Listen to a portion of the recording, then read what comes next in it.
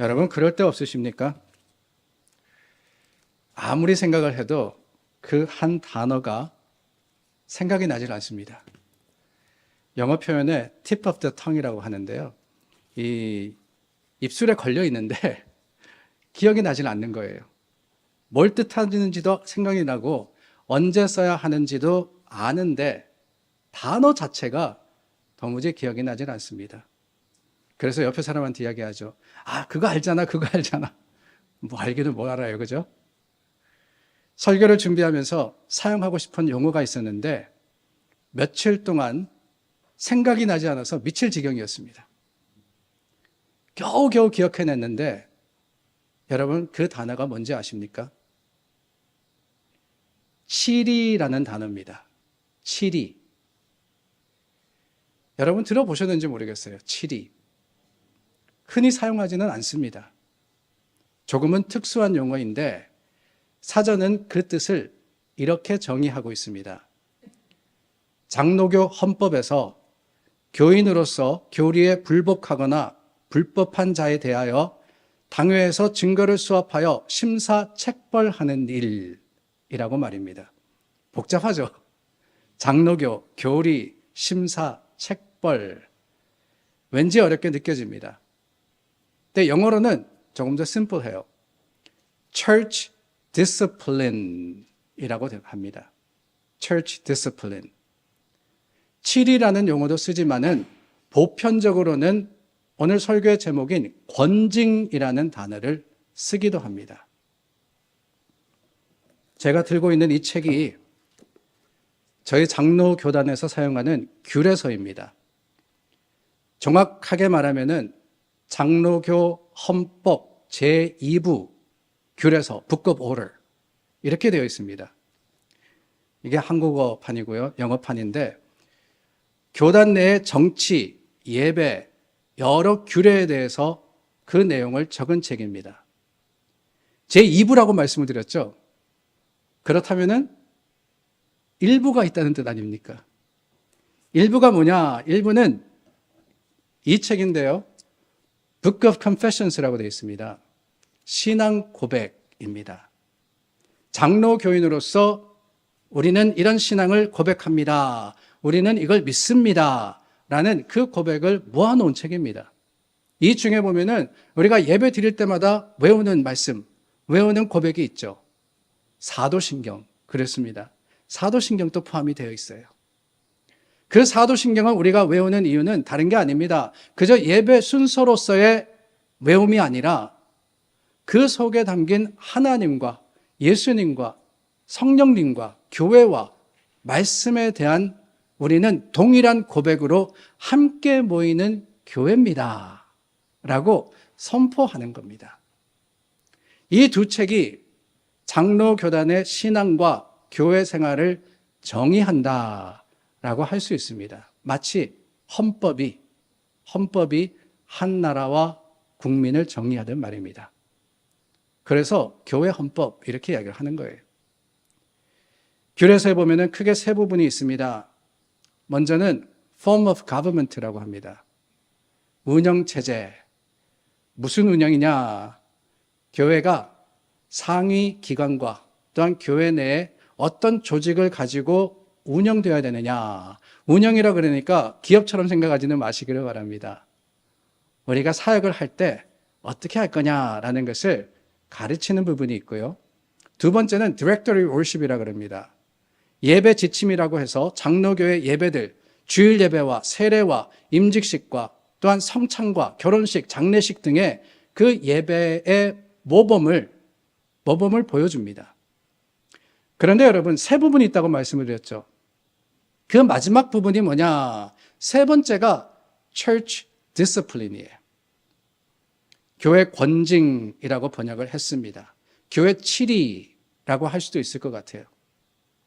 여기에는 교회 내의 과오의 시정과 억제를 위한 교회 사법 절차가 규정되어 있습니다. 이런 경우에는 어떻게 해야 되느냐? 적절한 절차와 또한 그 판단의 기준이 뭐냐라는 것을 적고 있다는 거예요. 근데 생각보다 꽤 길고 내용이 복잡합니다. 징계, 절차, 시정, 상소 이런 내용이 복잡하게 들어있어요. 목사가 되려면은 목사고시를 쳐야 되는데, 아니 치는 것만이 아니라 통과해야 되죠. 통과해야 되는데 이 부분이 포함이 되어 있어요. 그래서 신학교 때 열심히 공부하고 열심히 배웠던 기억이 납니다. 그런데 그렇게 열심히 배운 칠이라는 단어가 도무지 생각이 나질 않는 거예요. 왜 그랬을까? 가만히 돌아보니까 문득 깨닫게 된 사실이, 솔직히 목회를 하면서 칠이를 해본 적이 별로 없었습니다. 칠이 하지 않으니까 칠이를 잊어버린 것이지요. 담임 목회를 처음 시작하고 얼마 지나서 교회에 어려운 일이 생겼습니다. 성가대를 함께 섬기는 두 집사님이 다투신 거예요. 왜 그러셨는지 생각도 나지 않습니다. 근데 연습하시는 도중에 서로 언성이 높아지시고 다투시다가 젊은 집사님이 화를 못 이기시고 그만 형님뻘 되는 집사님의 멱살을 잡으셨습니다. 주위 분들이 급해서 말리시는 바람에 주먹 다툼까지는 가지 않았는데 덕스럽지 못한 일이 교회에서 벌어진 겁니다. 당회가 모여서 이 일을 어떻게 할 거냐 의논을 하는데, 제가 그때 39살인가 그랬어요. 혈기왕성합니다. 막 목회를 시작했습니다. 지금도 그런 성격의 부분이 있는데 곧대로였어요. 그러니 배운 대로 장로님, 이건 심각한 치리감입니다. 잘못한 집사님들을 불러다가 화해시키고 그에 따라서 징계를 해야 합니다라고 의견을 제시했습니다. 그런데 장로님들이 대단히 곤란해 하시더군요. 머뭇거리시는 겁니다. 제가 계속해서 고집하자 한 분이, 목사님, 그러면 그 집사님이 반발해서 교회를 어렵게 하고 결국 떠날 겁니다 라고 하시면서 그저 없었던 일로 합시다 그러시더군요. 이해하기가 힘들었습니다. 받아들일 수도 없었습니다. 그러나 다수결이 그러시니까 교회 차원에서의 처벌은 하지 않는 것으로 결정이 되었습니다. 그나마 감사한 것은 잘못한 집사님들이 스스로 자중하시고 화해하시고 얼마 정도의 기간 동안 성가대를 서지 않는 것으로 끝이 나긴 했지만, 그날 이후 생각해 보니까 그 교회에서 치리를 해본 적이 별로 없었습니다. 그렇다고 잘못이 없었냐? 아니죠. 있었지만 못한 겁니다. 그래서 은혜롭게 잘 지내게 되었느냐? 그것도 아닙니다. 오히려 당회와 목회자의 권위가 떨어지게 되었다라고 저는 생각을 합니다. 그래서 지금까지도 그때 징계를 했어야 되는데, 그때 바른 하나님의 말씀의 교훈을 세웠어야 되는데 하는 생각이 들면서 아직까지 후회를 하고 있어요. 어쨌든 그렇게 칠이라는 단어가 제게는 잊혀지고 말았습니다. 사탄은 교회를 무너뜨리기 위해서 오늘도 가짱 공을 들이고 힘을 쓰고 있습니다. 그러기 위해서 즐겨 사용하는 효과적인 방법이 뭐냐? 그게 바로 분쟁과 갈등입니다. 교회를 이루는 교인들을 갈라놓고 서로 다투게 함으로써 하나된 교회를 분열시킬 뿐만 아니라 무너지게 합니다. 교회 내의 분쟁과 갈등은 그럼으로써 실족하는 사람들이 생기기도 하고 잃어버린 양들이 만들어지기도 하며 분열되는 참담한 결과가 생기기도 해요. 그렇다면 여러분, 그 사탄의 도전에 대해서 우리가 어떻게 해야 됩니까? 갈등과 분쟁을 피하면 됩니까? 피할 수 있을까요? 사람이 살아가는 공동체에 갈등과 분쟁이 없을 수는 없습니다. 하나님의 백성, 그 이스라엘에도, 아니 예수님의 제자들 사이에서도, 심지어는 초대교회 공동체에도 갈등과 분쟁은 있어 왔습니다. 그렇다면 뭐냐? 사탄의 계교를 이기는 방법은 어쩌면은 피하거나 숨는 것이 아니라, 회피하는 것이 아니라 오히려 문제가 있을 때, 어려움이 있을 때 그 문제를 잘 해결하고 성경적인 방법으로 우리가 다스리면 되는 거 아니겠습니까? 장 칼뱅이, 프랑스의 종교개혁가죠. 이 장 칼뱅이 장로교의 근본되는 이 신학을 주장을 했는데, 칼뱅과 개혁주의자가 참 교회의 표지라는 그러한 표현을 했습니다. 참 교회의 표지. 영어로 하면은 Marks of True Church입니다. 진짜 교회의 모습이 뭐냐? 왜 우리가 비싼 물건을 살 때 질문을 던지지 않습니까? 이거 진짜입니까? 아니, 큰 돈을 쓰는데 가짜를 사면 안 되잖아요. 진짜를 확인합니다. 왜 그러느냐? 다름이 아닙니다. 가짜가 없다면은 이런 질문을 할 필요도 없어요. 있다는 거예요. 교회도 그렇습니다. 교회도 진짜가 있고 가짜가 있습니다. 교회라고 이름을 붙였다 그래서 다 진짜가 아니에요. 마지막 때가 될수록 거짓 사도들과 교사들이 기승을 부릴 것이라고 했듯이 우리가 살아가는 이 뉴욕, 뉴저지에도 이단 성향의 교회가 얼마나 많은지 모릅니다. 유명한 신천지, 구원파 그들뿐이 아니에요. 하나님의 교회, 기쁜 소식 선교회 등도 이단 성향을 가진 모임인데 뉴욕, 뉴저지에서 모인다고 들었습니다. 요즘은 교회만이 아닙니다. 유튜브로도 신사도 운동이며 여러 가지 이단의 교훈을 가르치는 것이 얼마나 많은지 몰라요. 박모 전도사라고 요즘 유명하더라고요. 여러분, 그러면 그럴수록 우리는 진짜 교회를 알아야 합니다. 그 진짜 교회의 표징, 진짜 교회의 특징이 뭐냐? 크게 세 가지라고 칼뱅이 이야기를 합니다. 그 첫 번째는 말씀의 올바른 선포예요. 말씀의 올바른 선포. 성경을 중심으로 정통적인 교리가 선포되어야 된다. 개인의 주장이나 생각이 아니라 말입니다. 두 번째는 올바른 성례의 집행입니다. 성례가 말씀과 함께 집행되는데 개혁교회에서의 성례는 세례와 성찬이에요. 세례와 성찬. 그리고 세 번째 표징이 뭐냐? 그 세 번째가 권징의 신실한 실행이라고 했습니다. 아니, 권징, 징계가 왜 교회의 표지냐라고 하실 것 같습니다.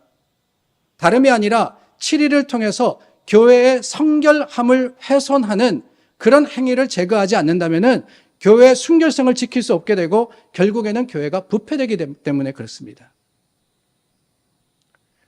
예를 들어서 이단의 가장 대표적인 특징이 재정의 불확실성이라고 합니다. 헌금은 하는데 그 헌금이 어디에 사용이 되는지, 누구를 위해 쓰여지는지 알 수가 없다는 거예요. 개인의 이익을 위해서 헌금을 쓴다면 이단일 가능성이 높은 겁니다.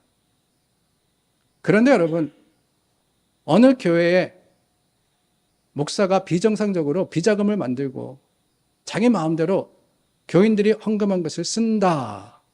그 사실이 밝혀졌을 때 그 교회가 이 일이 논란이 되면 어려워지니까 쉬쉬하고 좋은 게 좋은 거라고 덮었다면 여러분 어떻게 했어요? 그 교회가 참교회의 역할을 할 수 있겠습니까? 못한다는 거예요. 참교회의 특징, 그 특징에 권징이 들어가는 이유는 바로 그겁니다. 7인은 교회가 교회답게 되기 위해서 꼭 필요한 것이라는 거죠. 물론 권징이 담고 있는 충분한 목적과 방향성이 있음에도 불구하고 쉬운 일은 아니에요. 7이 한다는 것이 절대로 쉬운 일이 아닙니다. 권징의 대상을 잘못 잡아서 실패할 수도 있고, 오늘 본문에 나오는 그 권징의 단계를 잘못 밟아서 일이 꼬일 수도 있고, 찾아가서 잘못에 대해서 권고하라 그랬습니다. 그런데 찾아가기 전에 이미 소문이 나서 실패할 수도 있습니다. 뿐만 아니라 최종적인 그 단계를 밟을 때 교회 법이 세상 법과 부딪힘으로 인해 가지고 문제가 될 수 있는 등 여러 어려움들이 걸려 있는 것이 이게 권징입니다. 어디 그뿐입니까? 권징을 제대로 행한다라고 하더라도 받아들이는 사람이 징계 자체를 아예 무시해버리고 요즘 많이 하는 이야기 있지 않습니까? 어디 교회가 여기뿐이야? 다른 교회로 가버리면은 흐지부지 될 수밖에 없는 거예요. 그러나 여러분, 그런 어려운 일들이 많다 할지라도 권징은 사탄의 계략과 음모로부터 하나님의 공동체를 순수하게 지킬 수 있는 예수님께서 주신 방법입니다. 물론 우리가 기억해야 하는 중요한 교훈이 있기는 하지만 말입니다. 그것은 다름이 아니라 권징의 궁극적인 목적이 하나님의 교회를 지키는 것만은 아니라는 사실입니다.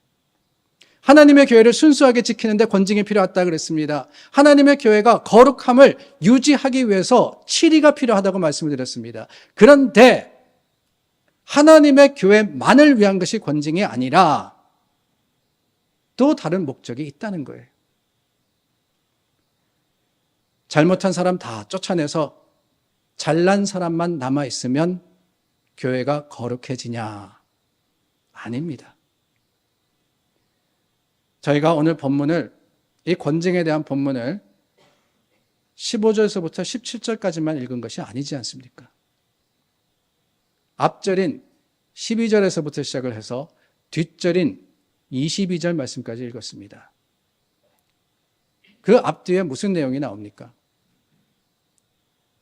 앞에는 잃어버린 한 마리의 양을 찾는 것에 대한 내용이고, 뒤에는 우리가 잘 아는 두세 사람이 주님의 이름으로 모인 곳, 그곳에 주님이 함께 하시겠다는 약속이며, 또한 7번씩 70번의 용서에 대한 말씀입니다.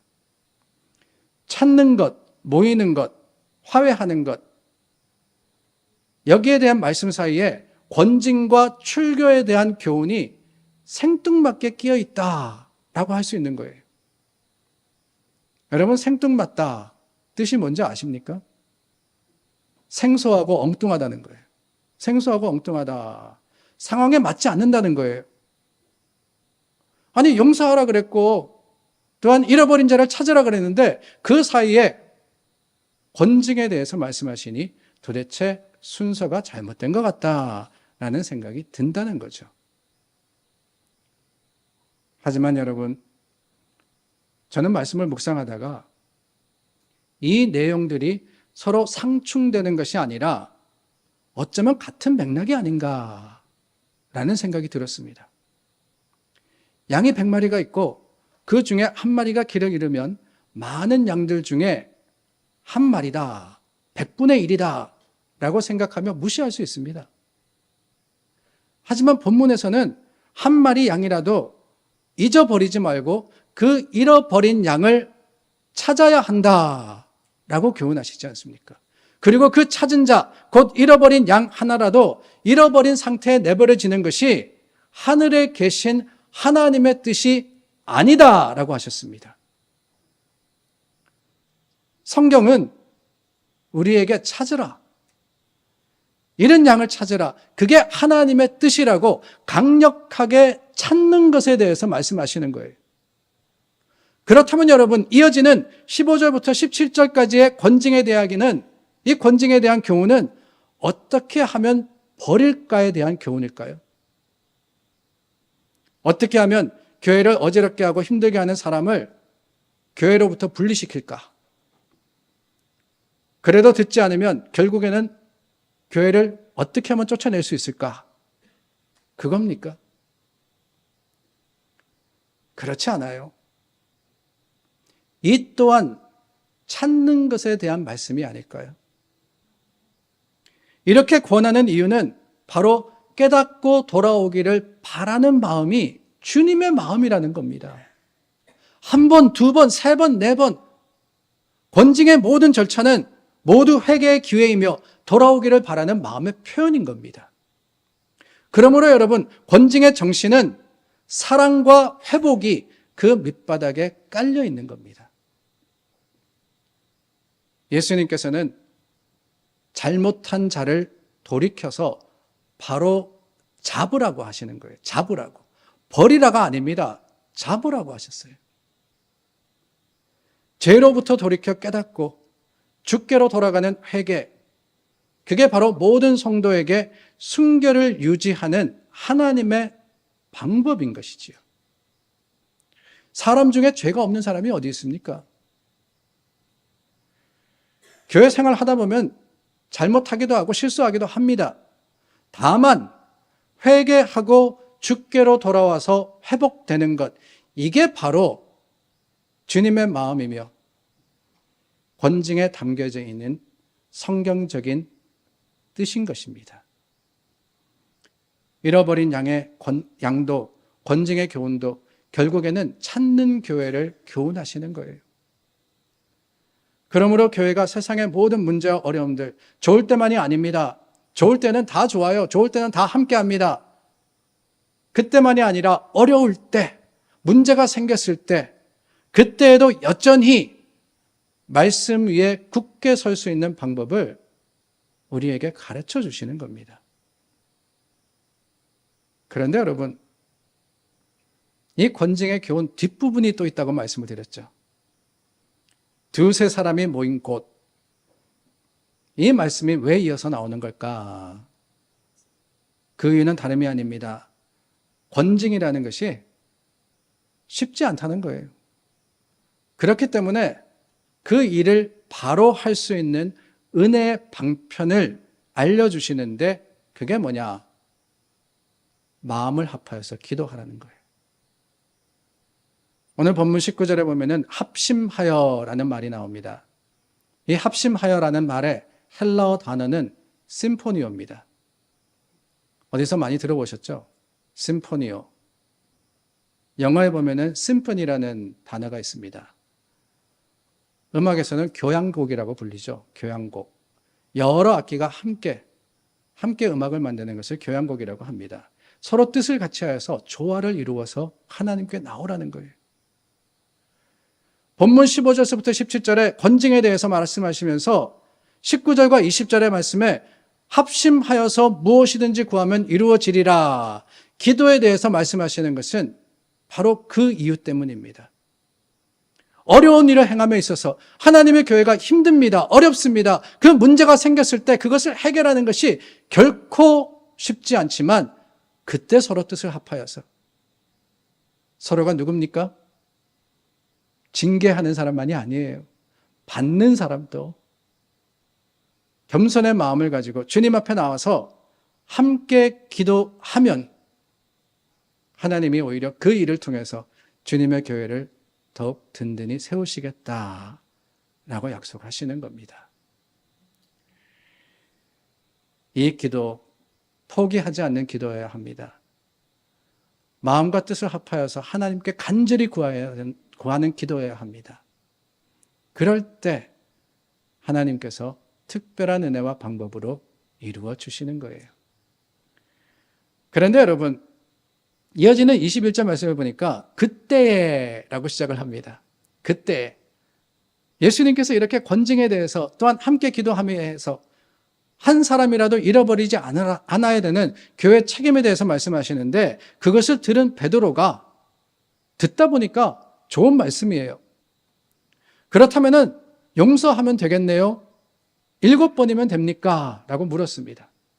직접 찾아가고 한두 사람 데리고 가고 교회에 알리고 그래도 안 되면 이방인과 세리와 같이 여기라. 1, 2, 3, 4 네 차례에 걸쳐가지고 권징하라 그랬으니까 저는 거기다가 3을 더해가지고 7번 하면 됩니까? 그렇게 물었어요. 그때 예수님께서 7번을 70번까지라도 7, 7이 49 490이 아닙니다. 형제를 용서라고 표현하니까 오해하는 것 같아요. 죄를 사하고 말고가 아니라 용서라는 것은 형제가 바른 길을 가도록 계속해서 노력하라는 거예요. 잘못한 그를 위해서 기도하라는 겁니다. 그 한 사람을 잃어버리지 않도록 간절한 마음을 가지고 가서 찾으라는 거예요. 그것을 언제까지 하느냐? 490번만이 아니라 돌아올 때까지, 회복될 때까지, 그럼으로써 하나님의 교회가 바로 설 때까지, 이게 바로 권징의 뜻이며 교회의 궁극적인 목적이어야 하는 겁니다. 그러므로 여러분, 우리는 문 밖으로 나간 잃은 양을 찾아서 구해야 해요. 그런데 그것만이 아니라 문 안에 있는 양이 하나님의 말씀을 잃어버렸다면 마음을 합하여서 구하고 번면하고 찾아야 합니다. 이를 위해서 한 마음으로 기도하고 용서의 마음으로 서로를 대할 때 그게 교회다운 교회가 아니겠습니까? 지난주에 말씀드렸습니다. 교회다운 교회는 칭찬이 있는 교회라고. 맞아요. 우리가 서로를 격려해야 됩니다. 세워가야 합니다. 그러나 여러분, 좋은 게 좋은 것만은 아닙니다. 하나님의 말씀에서 벗어난 모습이 있을 때 서로가 용기를 가지고 그것을 고칠 뿐만 아니라 잘못한 사람도 믿음과 소망으로서 자신의 잘못을 회개하고 돌이키는 그런 교회가 될 때 우리 교회는 이 마지막 때에 하나님의 주시는 사명을 제대로 감당할 수 있는 멋진 교회가 되리라 믿습니다.